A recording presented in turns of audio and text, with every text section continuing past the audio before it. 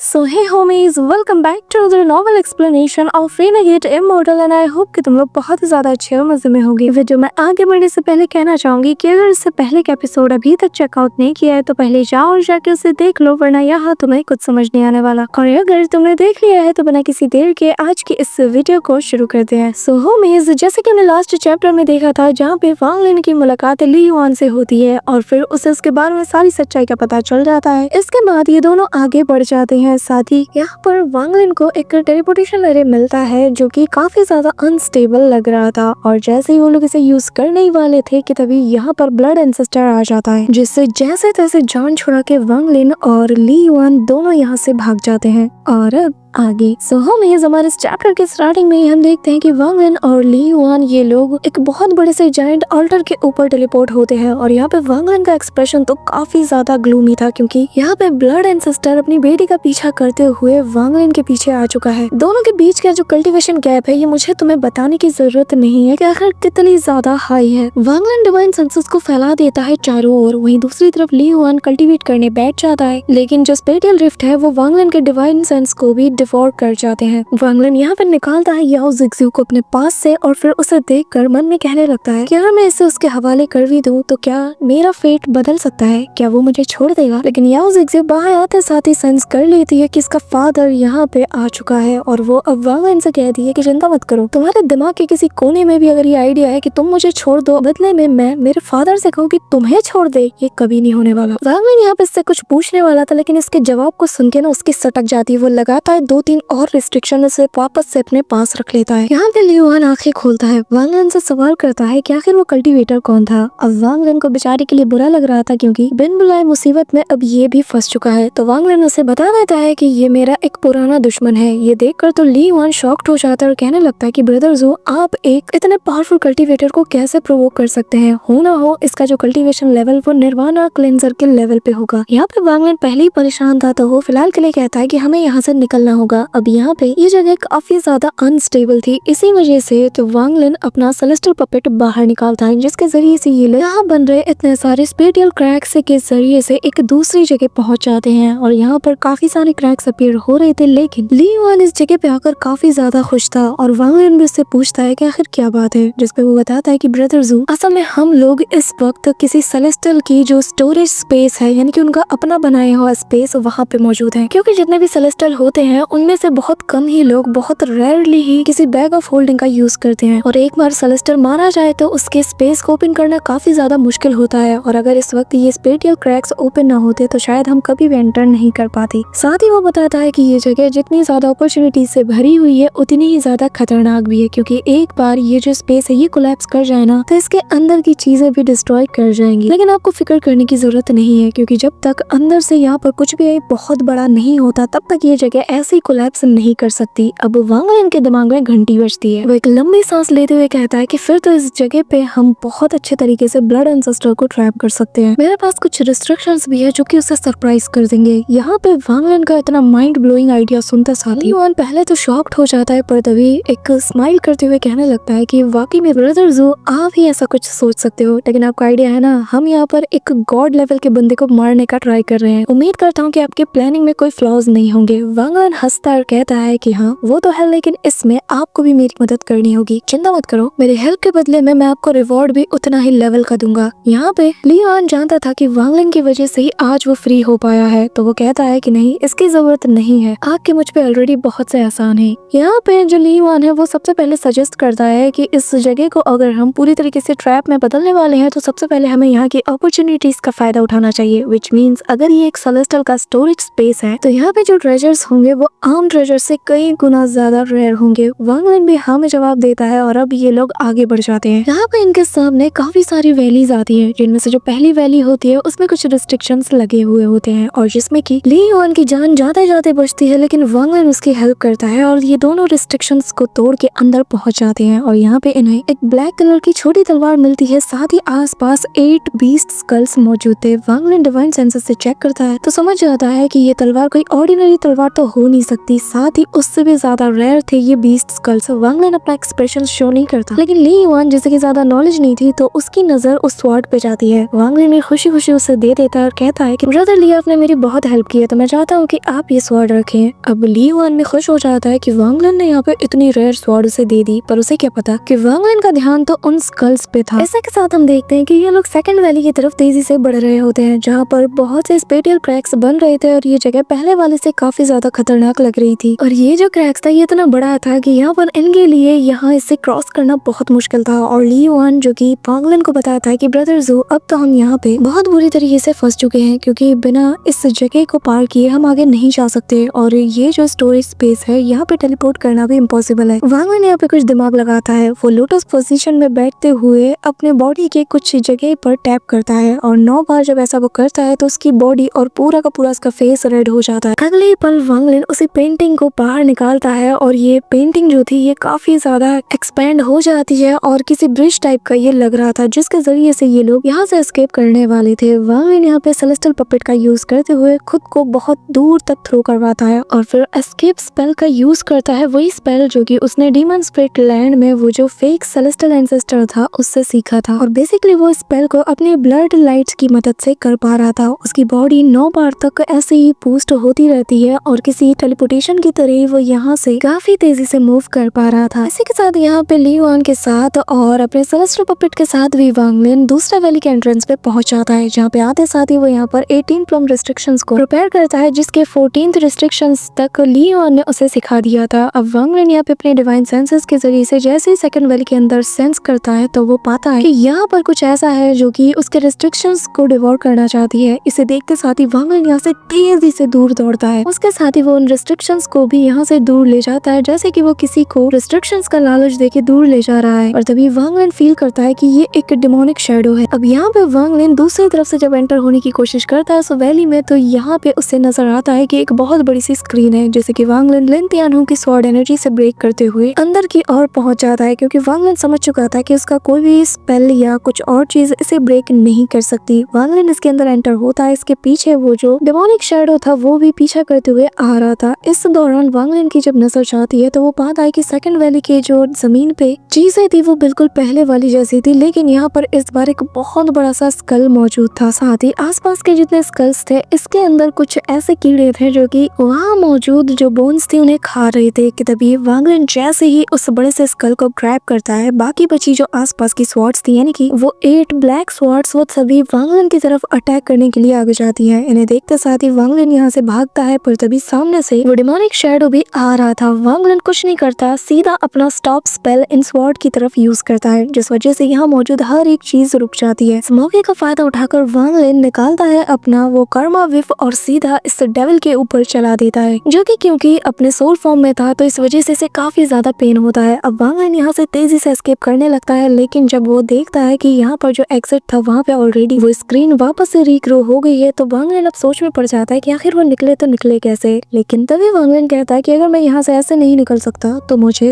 ये जो जगह है इसे ही एक्सप्लोर कराना होगा, लेकिन बहुत कम लेवल पे। यहाँ पे हम देखते हैं कि वांग लिन का जो सेलेस्टियल पपेट है वो भी वांग लिन के प्लान को समझ जाता है और वो यहाँ पास से ही एक बड़े से माउंटेन को उठाकर सीधा उस सेकंड वैली की तरफ थ्रो करता है, जिस वजह से यहाँ पर एक बहुत बड़ा एक्सप्लोजन होता है, जिसके फायदा उठाते साथ ही जो एग्जिट का जो पॉइंट था वो पूरी तरीके से ब्रेक हो जाता है और वांग लिन बाहर आ जाता है। लेकिन इस दौरान बाकी सारी चीजें जो थी वो अभी भी सेकंड वैली के अंदर फंसी हुई थी। अब वांग लिन ली युआन और अपने सेलेस्टियल पपेट के साथ थर्ड वैली की तरफ बढ़ता है और यहाँ इस वैली के एंट्रेंस में जो रिस्ट्रिक्शंस लगे थे वो ऑलरेडी कोलैप्स हो चुके थे, क्योंकि जो एक्सप्लोजन सेकंड वैली के अंदर हुए थे उसका इम्पैक्ट इसके रिस्ट्रिक्शंस पे भी पड़ा था। यहाँ पे दोनों एंटर होते हैं, लेकिन वांग लिन की नजर सबसे पहले उस स्केलेटन वाले बंदे पे जाती है, जिसे कि इन लोगों ने पहले भी देखा था और जिसकी बॉडी पर जो आर्मर था वो असल में एंशिएंट गॉड की स्किन से बना हुआ था। वांग लिन को स्केलेटन के सामने एक मिस्टीरियस सा पर्सन भी नजर आता है, जिस वजह से वांग लिन की आंखें और ज्यादा सिकुड़ जाती हैं। यहाँ पे हम देखते हैं कि यहाँ पे एक जायंट सा टेम्पल भी था जो कि हाफ ब्रोकन था और इसी के पास में ये दोनों स्केलेटन मौजूद थे। और ये जो दूसरा वाला बंदा था यानी कि जो दूसरा स्केलेटन था, इसके फिंगर से गोल्डन कलर की लाइट निकल रही थी, जो कि यहाँ पर दूसरे वाले स्केलेटन को ऐसे जमीन पे धंसा रही थी, जिसका मतलब ये है कि कहीं ना कहीं ये दोनों फाइट करते हुए मारे गए। वांग लिन उस स्केलेटन से उसका जो आर्मर था उसे निकालता है। वांग लिन को एक पावरफुल ऑरा फील होती है, साथ ही उसके मुंह से जैसे खून भी निकलता है, लेकिन वांग लिन ये शो शो नहीं कराता और इमीडिएटली इस आर्मर को रख लेता है। वहीं दूसरी तरफ ली युआन जब इस जगह को एग्जामिन करता है तो उसे वो टेम्पल नजर आता है, जिसे देखते साथ ही इसकी आंखें बिल्कुल ऐसे फटी की फटी रह जाती है। वो वांग लिन को यहाँ पे आवाज देता है। वांग लिन जब यहाँ पे जाता है तो वो भी काफी ज्यादा हैरान था, क्योंकि ये जो टेम्पल था ये 4 फ्लोर्स में था, लेकिन इसके अंदर जैसे ये कदम रखते हैं तो वांग लिन को यहाँ पर बहुत बड़ी बड़ी पेंटिंग्स नजर आ रही थी, जिसमें से जो पेंटिंग थी ना वो यहाँ पे 8 स्टार एंशिएंट गॉड की थी, जिसके आसपास काफी सारे सेलेस्टियल्स भी थे जिनके हाथों में आर्मर्स और वेपन्स थे।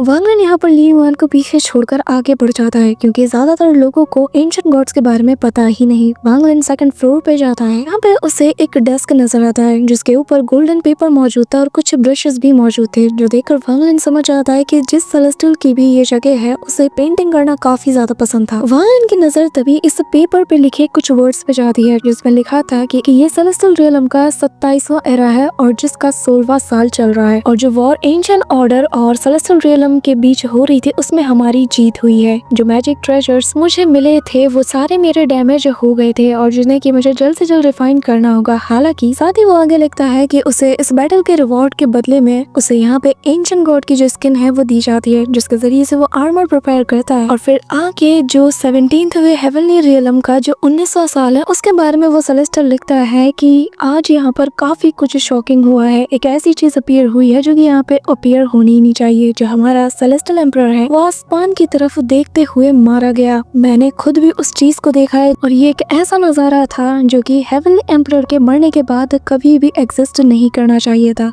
यहाँ पे ये सेलेस्टियल आगे लिखता है कि जब से मैं सेलेस्टियल बना हूँ मैं किसी चीज से नहीं डरा। इवन कि जब हम एंशिएंट गॉड्स के अगेंस्ट फाइट कर रहे थे तब भी मैं बिल्कुल भी नहीं डरा, मैं निडर था। लेकिन जब मैंने उस चीज को देखा तो मेरी रूह कांप गई। मैं यहाँ से भागने लगा और मैंने देखा कि 2 आंखें मुझे फॉलो कर रही थी। बाकी के जो सेलेस्टियल्स थे वो तो यहाँ पे फाइट कर रहे थे, लेकिन मुझसे हिम्मत नहीं हुआ। इसी वजह से मैंने जो कुछ भी देखा मैं उसे ड्रॉ करने लगा। लेकिन जो मैंने ड्रॉ किया मैं खुद वो देख के हैरान था कि आखिर मैंने ये क्या ड्रॉ किया है। इसी के साथ हम देखते हैं कि यहाँ पर ये लेटर क्लोज हो जाता है। वांग लिन भी हैरान था कि आखिर इस सेलेस्टियल ने ऐसा क्या देख लिया था। इसी वजह से वो पास पड़े ब्रश को उठाकर एक्सपीरियंस करना चाहता था कि आखिर सेलेस्टियल ने क्या देखा है। वांग लिन यहाँ पे अपनी आंखें क्लोज करता है, फिर थोड़ी देर बाद आंखें क्लोज करता है तो उसने जो यहाँ पे एक्सपीरियंस किया था वो भी काफी ज्यादा मिक्स फीलिंग वाली थी। कंसीडर भी कर रहा था उस चीज को, लेकिन वो कंफ्यूज भी था कि तभी वांग लिन कुछ फील करता है कि शायद यहाँ पे कोई आया है और वो विंडो के बाहर देखता है और वो वापस से फर्स्ट फ्लोर पे आ जाता है, जहाँ पर ली युआन जो है हड़बड़ाहट के साथ यहाँ पे जितनी भी पेंटिंग्स थी उन्हें भर लेता है। जो देखकर वांग लिन उससे कहता है कि एक बात जान लो, ये पेंटिंग्स जिसके बारे में है ये कोई ऑर्डिनरी पर्सन तो हो नहीं सकता, और अगर किसी आउटसाइडर को पता चल गया कि तुम्हारे पास ये पेंटिंग्स है तो शायद तुम पे खतरा आ सकता है। बेसिकली वांग लिन यहाँ पे ली युआन को वार्न कर रहा था और वो भी हमें जवाब देता है कि तभी वांग लिन उससे कहता है कि क्यों ना तुम यहाँ पे आसपास जाकर ट्रेजर्स को तलाश करो, क्योंकि मैं यहाँ पर किसी चीज पे फोकस करना चाहता हूँ। अब यहाँ पे जो ली युआन है वो चला जाता है, लेकिन वांग लिन उससे कहता है कि यहाँ पर आसपास रिस्ट्रिक्शंस को भी लगा देना, क्योंकि एक बार हम यहाँ से निकल जाए तो हम इस जगह को भी कोलैप्स करवाने वाले हैं। अब ऐसे ही हम देखते हैं कि जैसे वो बंदा चला जाता है वांग लिन अपने पास से उस कल को बाहर निकालता है और वांग लिन के मन में डाउट चल रहा था कि कहीं जिस चीज के बारे में, यानी कि जिस ट्रेजर, जिस अपीयरेंस के बारे में वो जो सेलेस्टियल था जिसने की उस पेंटिंग में लिखा है, कहीं वो यही तो नहीं। ऐसे ही हम देखते हैं कि 20 दिन से ज्यादा का वक्त निकल जाता है। वांग लिन उस स्कल को स्टडी करना शुरू कर देता है कि तभी यहाँ पे हम देखते हैं कि ली युआन भी अब आ जाता है। वांग लिन अपनी सारी चीजों को अपने पास रख लेता है और ली युआन वांग लिन को बताता है कि ब्रदर वांग, मैंने यहाँ पे काफी सारी चीजें ढूंढी लेकिन मुझे कुछ खास तो नहीं मिला, पर मैं आपको कुछ देना चाहता हूँ। और फिर वो अपने पास से एक एनर्जी बॉल को बाहर निकालते हुए वांग लिन को देता है और बताता है कि मैंने यहाँ पर ऑलमोस्ट 1500 रिस्ट्रिक्शंस को लगाया है और मुझे मेरे क्लाइंट के इन रिस्ट्रिक्शंस पे पूरा यकीन है कि इसके जरिए से आप उस एंसेस्टर को मार पाओगे। बस आपको इसके अंदर थोड़ी सी सेलेस्टियल स्पिरिचुअल एनर्जी डालना है। जो देखकर वांग लिन उस बॉल को अपने पास रखता है और उसका शुक्रिया अदा करता है, जिसपे ली युआन, जो कि वांग लिन का अपना काफी अच्छा दोस्त मान चुका था, वो उसे एक सुझाव भी देता है और कहता है कि ब्रदर ज़ू, अगर आपको कभी भी कोई खतरा फील हो तो मैं आपसे यही कहना चाहूंगा कि आप किसी सेलेस्टियल की केव में जाके छुप जाएं। इससे वो बंदा चाह के भी आपका पता नहीं लगा पाएगा। वांग लिन उसकी बात सुन के थोड़ा कंफ्यूज था, लेकिन वो फिर भी हाँ में जवाब देता है और फिर जाने से पहले वो उसे एक जेट देता है और कहता है कि ये हमारी फैमिली का वही अनाहिलेशन रिस्ट्रिक्शन के कुछ रिकॉर्ड्स हैं जिनके जरिए से आप इसे सीख सकते हैं, लेकिन इसका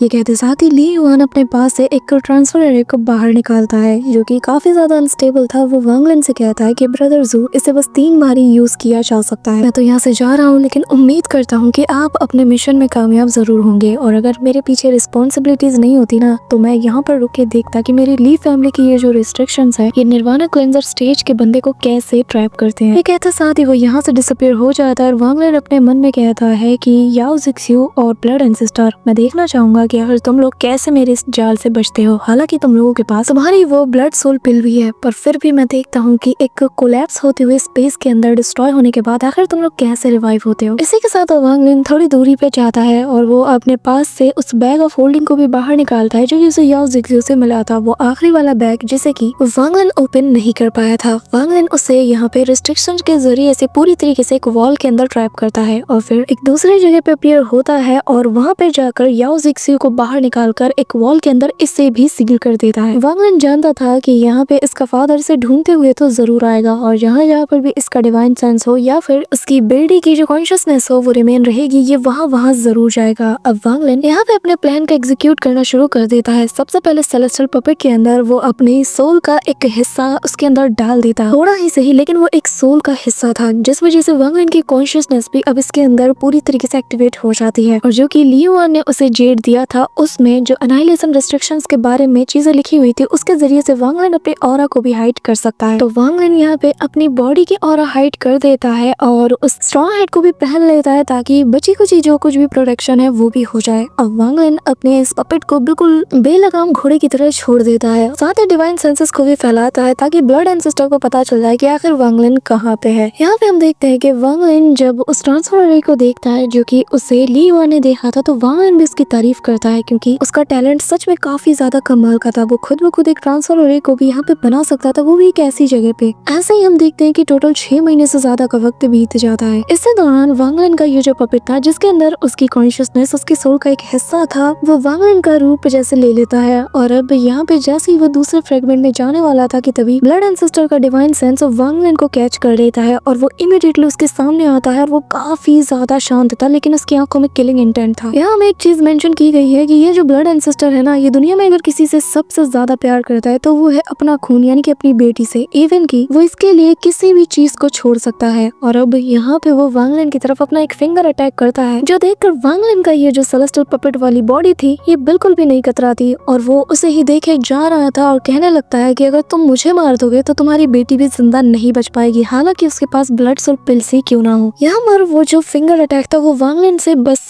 2 इंचेस की दूरी पे रह जाता है, लेकिन इसका इम्पैक्ट इतना ज्यादा था कि वांग लिन मुंह से खून की उल्टियां करता है और ब्लड एंसेस्टर बहुत कोल्ड वे में कहता है कि तुम्हारे पास बस 3 सेंटेंस जितना वक्त है, अपना वक्त जाया मत करो क्योंकि मैं ज्यादा देर तक चुप नहीं रह सकता। वांग लिन यहाँ पे कहता है लगता है कि तुम्हें अपनी बेटी कुछ ज्यादा ही प्यारी है, जिसपे ब्लड एंसेस्टर ऊपर की तरफ देखता है कहता है कि तुम्हारे पास अब 2 सेंटेंस बचे हैं। यहाँ पे हम देखते हैं कि ब्लड एंसेस्टर भी काफी ज्यादा शांत था क्योंकि वो जान चुका था कि वांग लिन की ये ओरिजिनल बॉडी नहीं, ये इसकी क्लोन बॉडी है, यानी कि वही पपेट जिसके जरिए से वो यहाँ पर इसका सामना करने आया है और इसकी ओरिजिनल बॉडी हो ना हो इस वक्त मेरी बेटी के पास ही होगा। अगर मैंने इसको यहाँ पे मार दिया तो वो मेरी बेटी को मार देगा। अब यहाँ पे वांग लिन कहता है कि सीनियर परेशान मत हो, आपकी बेटी बिल्कुल ठीक है और सही सलामत है। इतने सालों में मैंने उसके एक सिंगल हेड तक को हाथ तक नहीं लगाया, तो अगर आप मुझसे वादा करते हो कि आप मुझे यहाँ से सही सलामत जाने दोगे तो मैं आपकी बेटी को भी आपके हवाले सौंप दूंगा। ब्लड एंसेस्टर शांत हो जाता है, किलिंग इंटेंट इसकी आंखों से चला जाता है और वो वांग लिन से स्माइल करते हुए कहता है कि ठीक है, मैं अपने दाव हार्ट की कसम खा के कहता हूँ कि मैं तुम्हें कुछ नहीं करूंगा। जिसपे वांग लिन थोड़ा स्माइल करता है और अपने मुंह से उसी क्रिस्टल बॉल को बाहर निकालता है जो कि यहाँ पे ट्रांसफर अरे में ट्रांसफॉर्म हो जाता है और कहता है कि इसके ऊपर सवार हो जाओ, ये ट्रांसफर अरे तुम्हें तुम्हारी बेटी तक ले जाएगा। ये कहते साथ ही वांग लिन फुल स्पीड से यहाँ से एस्केप करता है और मन में कहता है कि अब इसके ऊपर डिपेंड करता है कि इसकी बेटी जिंदा रहेगी या मरेगी। यहाँ पे ब्लड एंसेस्टर डिवाइन सेंसेस से चेक करता है और उस ट्रांसफर एरिया में वो अपनी बेटी के ट्रेसेस भी पाता है और वो समझ आता है कि ये ट्रांसफर एरिया उसकी बेटी तक ही उसे लीड करेगा। अब यहाँ पे ब्लड एंसेस्टर उस ट्रांसफर एरिया पे पैर रखता है, वो एक्टिवेट भी होने लगता है, पर तभी जब उसकी नजर वांग लिन पे जाती है यानी कि उस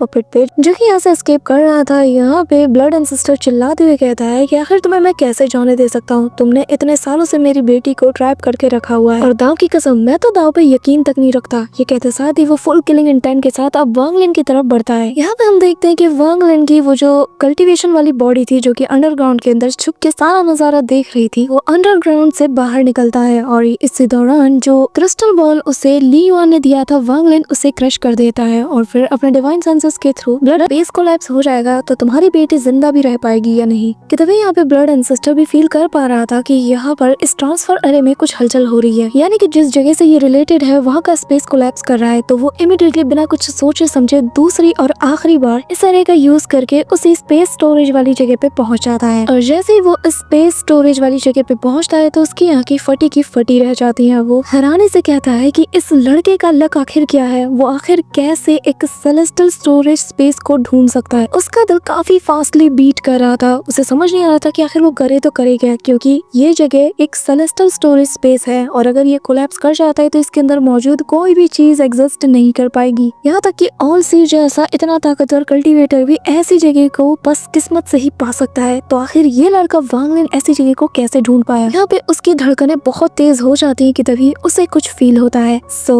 that's it for today guys, I hope कि तुम सबको आज की वीडियो काफी ज्यादा पसंद आई होगी। अगर हाँ तो वीडियो को लाइक करना, चैनल पे नए हो तो सब्सक्राइब करना। तो मिलते हैं नेक्स्ट वीडियो में, तब तक के लिए बाय।